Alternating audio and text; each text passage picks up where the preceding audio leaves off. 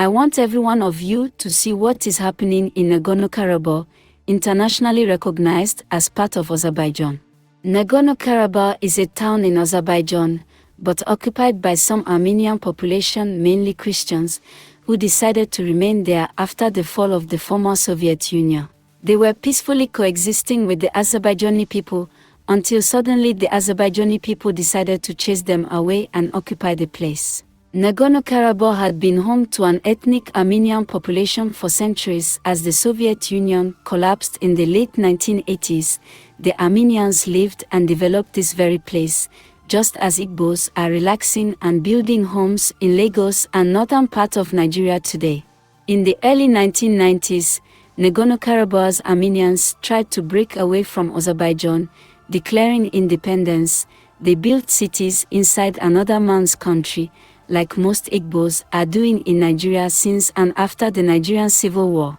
Azerbaijani people told the Armenians that by January 2024, Nagorno-Karabakh region will cease to exist and will no more be a home for Armenians because they are not wanted in Azerbaijan anymore.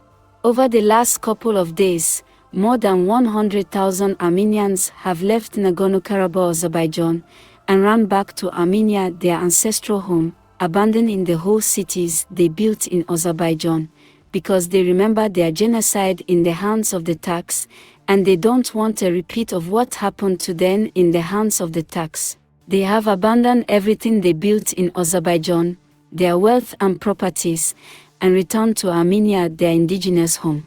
These Armenians are not talking about their container and businesses, their shops, their one-story building they built, or their face me I face you compound they built.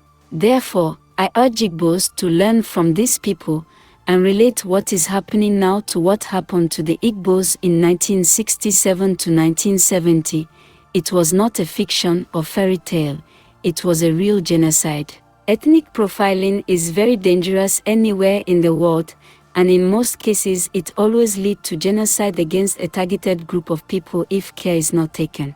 It happened to the Jews in Europe, the Armenians, the Rwandese, even to us Biafrans. The only difference between these people and Biafrans is that other people have learned their lessons, while many Igbo people have failed to learn anything from history. If you don't take care of your life and health while making money and wealth, you will die off soonest, and you won't even know what happens to the wealth you acquired.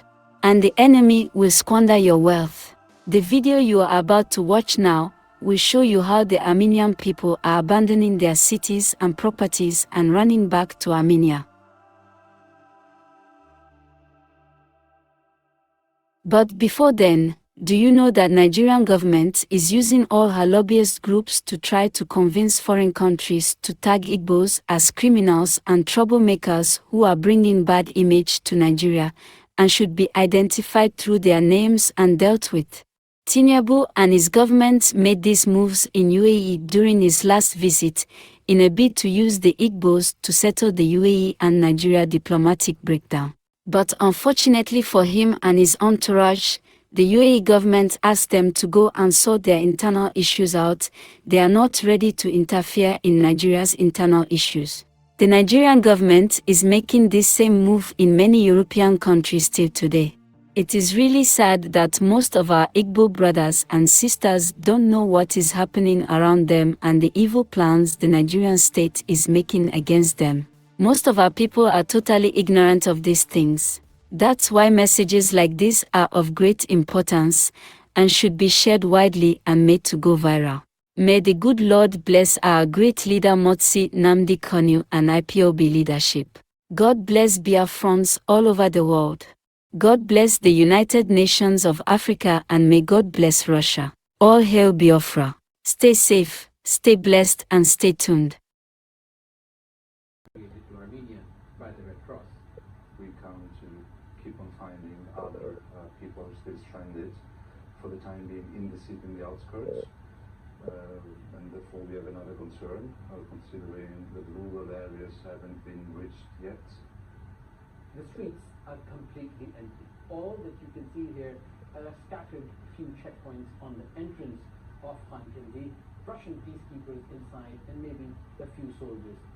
Here, you've got the last remaining ethnic Armenians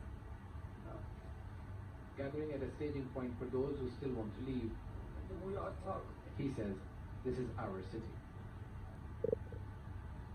Also a place where those who are staying say goodbye. This ethnic Armenian man hugged the first Azerbaijani he saw.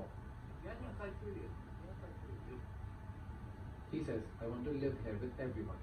I have Azerbaijani friends who tell me I shouldn't leave, so I am staying here.